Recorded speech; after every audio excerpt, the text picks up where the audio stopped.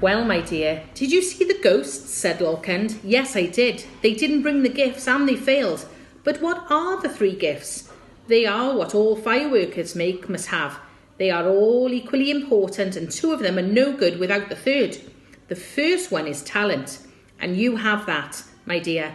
The second has many names: courage, determination, willpower. It's what you made carry on climbing the mountain when everything seemed hopeless." Lila was silent for a moment and then said, "Well, what is the 3rd?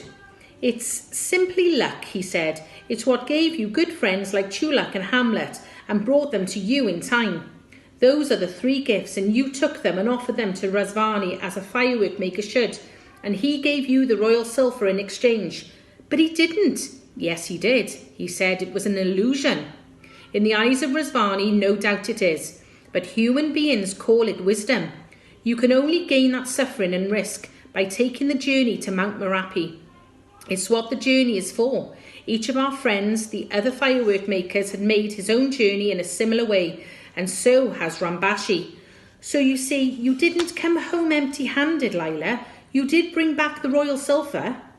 Lila thought of Hamlet and Frangipani, now happily engaged. She thought of Chulak's restored to his job, and Chang and Lotus Blossoms restored to each other.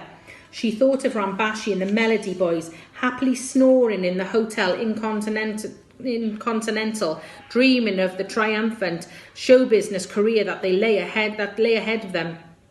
She thought of the other firework makers and how they'd welcomed her as one of them, and then she realised what she had learned. She suddenly saw that Dr. Puffinflashes loved his pink fire, and Sigourney Sigorsini loved his octopus, and Colonel Sparkington loved his funny moon people.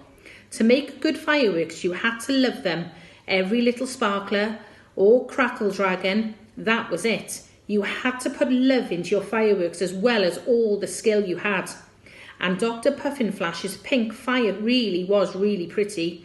If they combined some of it with a little glimmer juice and some of that Dublin back powder they'd never found a use for, they might be able to. She laughed and turned to Lorcan. "Now I see," he said. And so it was that Lila became a firework maker.